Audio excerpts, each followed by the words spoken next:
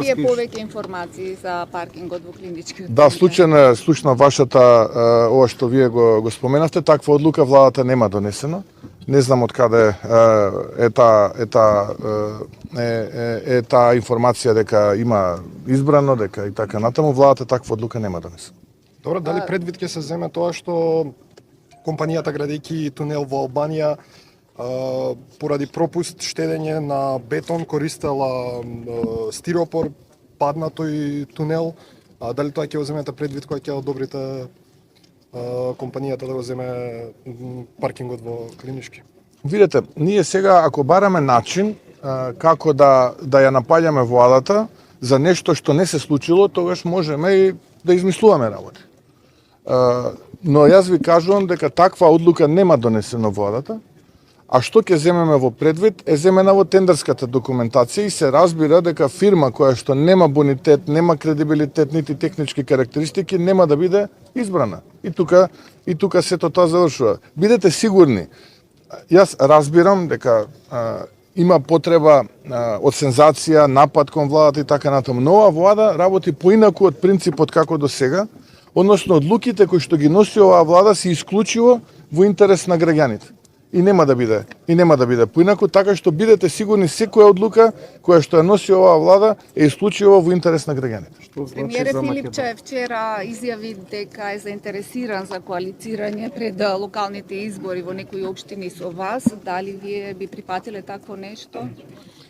Јас добив информација, бидејќи не успеав вчера да ја гледам неговото интервју на еден национален медиум, додоцна работев, имав при крајот на денот состаноци со општинскиот комитет во Чаир, но денеска ќе го прегледам лично сето на кое што беше кажано, но добив информација и бев избрифиран од мојот тим дека тој е можеби еден од ретките политичари кои што на отворена сцена покажува разбирање за политиките на Демократската унија за интеграција.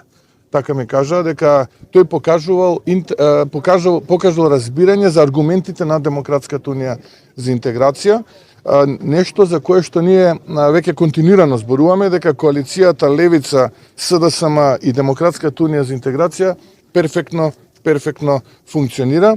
Инаку јас очекувам општествена поддршка за кандидатите на владината коалиција, во која што се наоѓа ВМРО ДПМН, коалицијата Твоја Македонија, коалицијата Вреди или Влен, политичката партија Знам, затоа што убеден сум дека политиките кои што ги води оваа коалиција се навистина политики кои што се од интерес на народот, и затоа кога велам дека очекувам општествена поддршка, тоа навистина и го мислам. Ѓорѓевски или Пирински за град Скопје? Што двајцата се тука? Добро е да има интерес.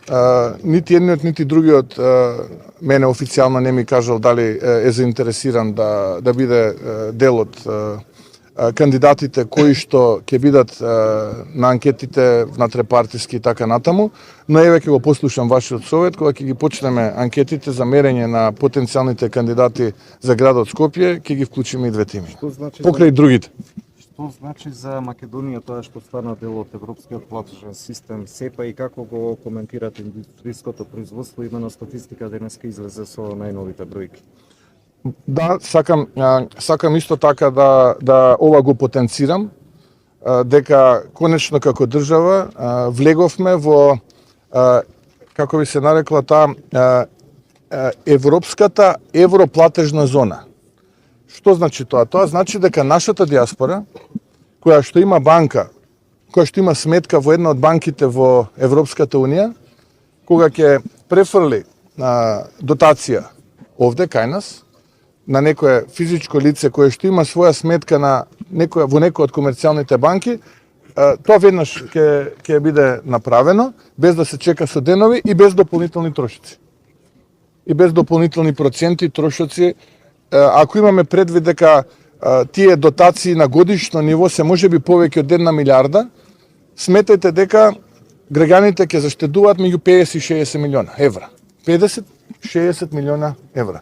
Тоа е онолку колку што преку данокот на луксус, или како го нарекува СДСМ, го зема од граѓаните, а сега треба ние како влада да го плаќаме како резултат на одлуката на Уставниот суд.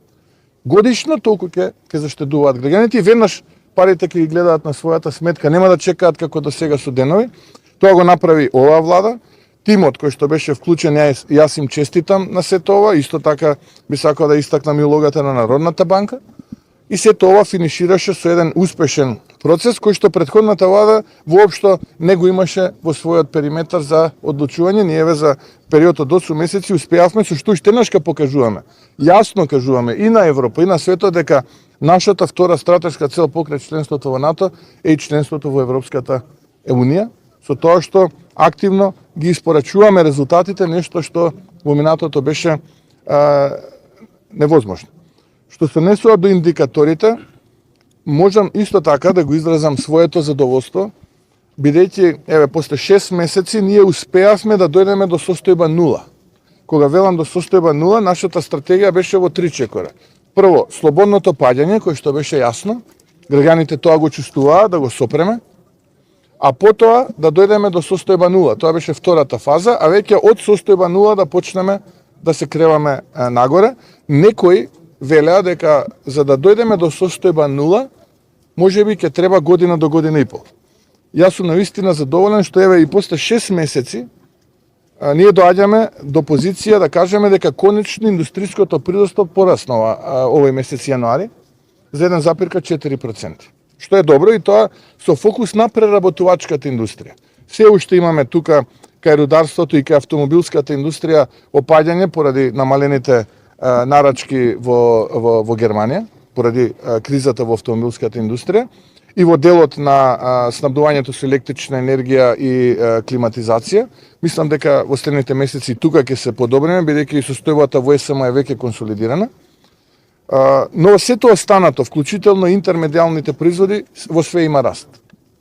Така што овие 1,4% раст на индустријското производство охрабрува опаѓањето на невработеноста и растот на вработеноста. Тоа значи дека бројот на вработени се зголемува, што значи тие што додаваат вредност и се трудоинтензивни се зголемува, но исто така морам да напоменам уште една работа, дека за 5% е зголемен извозот во јануари месец. Нешто што не е забележано од јуни месец 2023 година. Извозот е за 5% зголемен. Или ако првиот месец од првиот квартал ги има овие перформанси, јас очекувам во првиот квартал трендот на растот на бруто домашниот производ да продолжи и не би се изненадил ако во овој прв квартал дојдеме 4,5 па и повеќе проценти. Така што, еве, можам со задоволство да кажам дека таа наша цел да дојдеме до состојба 0 како влада, веќе дојдовме, да следиме, не треба да се опуштиме, треба да продолжиме и во месеците кои што следат, да ги анализираме бројките и да продолжиме да работиме за доброто на граѓаните. Господин Мицковски, излегоа и статистиките за трошоците на мало, инфлацијата од февруари минатиот месец до овој е 5%. И покрај владините мерки ќе преземете ли нешто ново? Апсолутно не, ве молам да бидеме прецизни. Статистика мери трошоци на мало во првите 7 и во третите 7 дена од месецот, кога мерките не беа аплицирани. Многу прецизно треба да ја кажуваме работите во јавноста. Значи, од 1 до 7 и во третата недела се мерат трошоците и тоа потоа се дава како статистички показател, што значи дека се уште не беа аплицирани мерките од владата. Веќе очекувам во март месец да имаме напредок и тука, односно намалување на трошоците. Инаку, ако ги разгледаме државите во регионот, ќе видиме дека ние сме тие кои што се меѓу со најмало зголемување на трошоците за живот, иако не сум задоволен, морам да кажам, и 5% е нешто што е многу. Вчера добив информација од директорот на пазарниот инспекторат, дека некои од трговците не се придржуваат до маржите и калкулираат маржи од 50 до 60%, посебно оние кои што увезуваат овоше и зеленчук. И точно знаеме што прават, и ако мисла дека на тој начин со трикови ќе се играме оваа работа, се лажат. Нема како до сега по принципот. Целта на оваа влада се граѓаните. И така и ќе продолжиме да функционираме.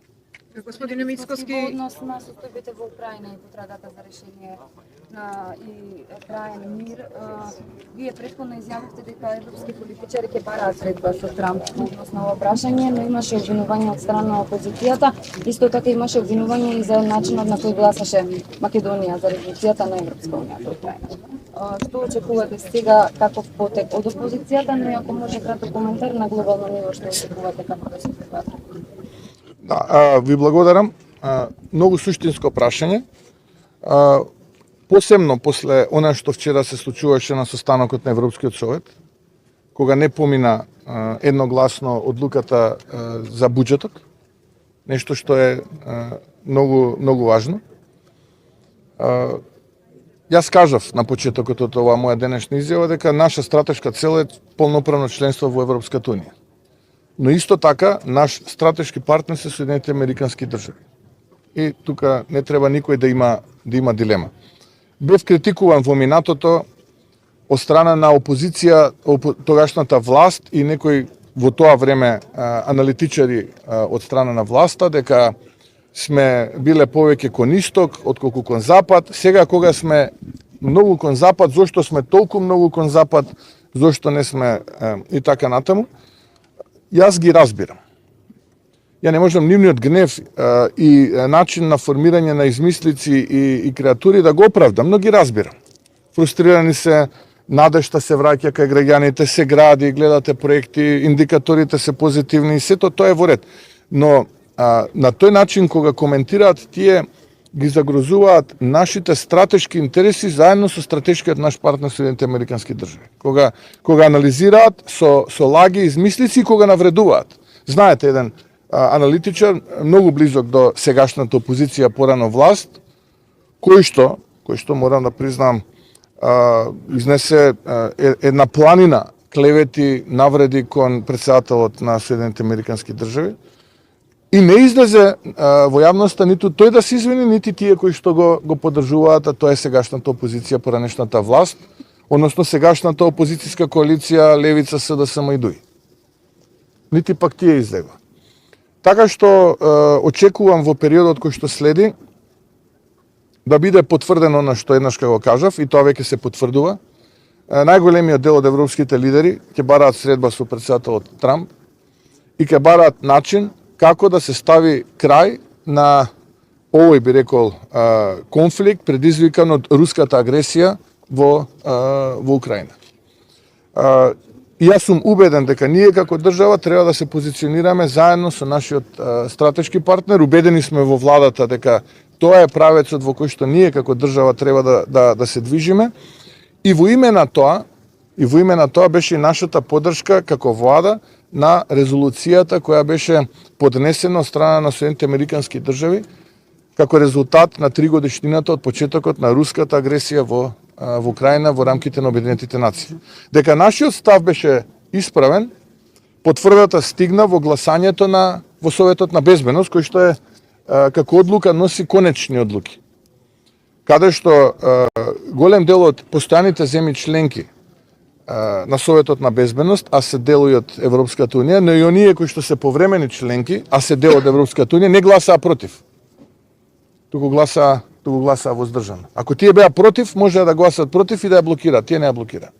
Со што резолуцијата во која што ние како коспонзори бевме, заедно со уште други 3 држави, а поднесена од Соединените Американски држави, стана врзувачка резолуција.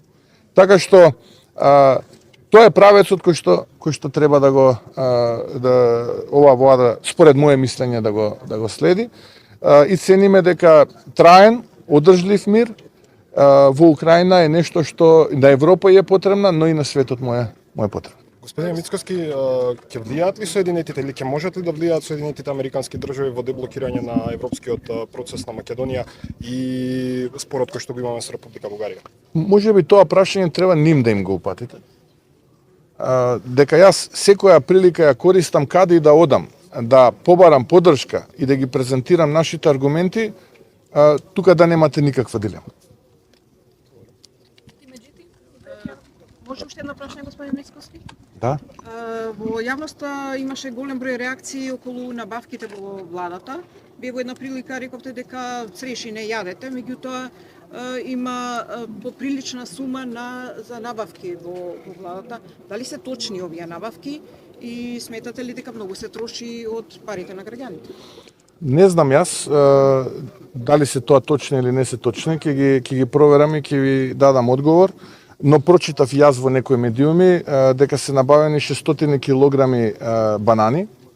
Јас банани не јадам конкретно, но ќе го проверам сето тоа дали е така, но ако е целта да најдеме нов начин и нова формула во владата, ако може на воздух да се живее, еве јас ќе ви кажам дека сега сме во месец на рамазански и великденски пости, внимаваме каква храна конзумираме, конкретно јас постам, знам дека голем дел од колегите и од христијанска православна вероисповест и од исламска вероисповест постат и ги почитуваат овие пости, така што во периодот ќе внимаваме овие трошења да ги сведеме ако е можно на нула.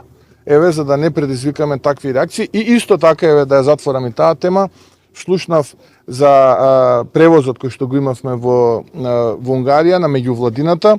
Жалам што поединци се фокусира и на таа тема, но сакам да кажам дека фактурата за 60 билети е вкупно 2 милиона и 600 денари, не е 12 милиона денари како што некој лиферува. Кога сакате ќе биде изложена на јавноста, односно тоа би кажало околу 700 евра по билет со сите вклучени такси на сите луѓе кои што беа дел од делегацијата, која што броеше 60 луѓе и кое што е за 30% помалку отколку кога биделе со комерцијална линија Скопје, Виена, Будимпешта, Будимпешта, Виена, Скопје или Скопје, Истанбул, Будимпешта, Будимпешта, Истанбул, Скопје. Тоа се линиите кои што беа во тој момент на располагање, но и од двете дестинации бевме одбиени за групна карта, која што инаку во принцип беше за 30% поскапа. Еве, ова е вистината за да нема дополнителни шпекулации, инсинуации. Дали тоа вреди? Мислам вреди. 1 милиарда стигна, 250 милиона евра за бизнисот, по 1,95% камата, 250 милиона евра за општините. Дали ќе стигнат уште многу стотици милиони евра? Да, наскоро и тоа ќе го објавиме. Целосна реконструкција на сите регионални, магистрални и експресни патишта по ултраповолни услови, неколку стотици милиони евра. Дали вредело? Мене ако ме прашате, да вредело. Дали тоа е добро за граѓаните? Тие ќе го кажат многу скоро, за 6 месеци денеска на локалните избори. Дали политиката која што води оваа влада е исправна или оние кои што се плашат и бегаат од изборно соочување и со народот соочување. Ви благодарам.